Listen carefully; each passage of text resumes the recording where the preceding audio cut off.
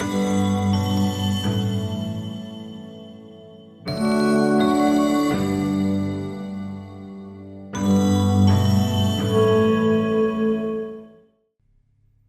off the packaging straps and the tape holding the box together with scissors or a knife. Be careful not to cut yourself. Open up the box. Remove the hand control user manual and the assembly manual and place them to the side. Next, cut the four corners of the box as shown and push the cardboard sides to the floor.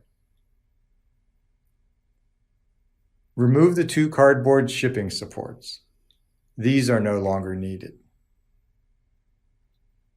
Take the 2 feet and end pipes and set them on each end of the box as shown. They work on either side of the desk.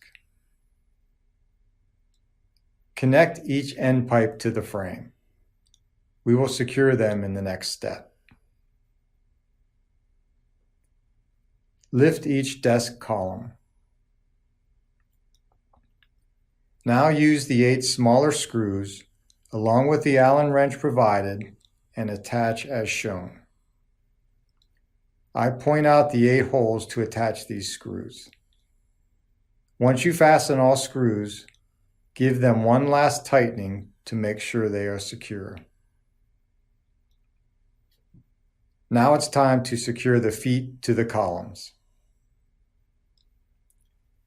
Use 4 larger screws to attach one of the feet to the column. Then take the other 4 larger screws and attach the other feet to the other column.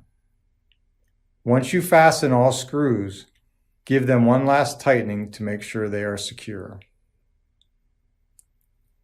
Using an assistant, take your tabletop and place it on the floor so that the top side is down.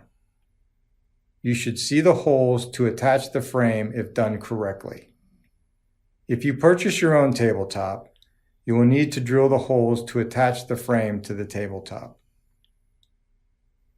Lift the frame and place it gently onto the tabletop.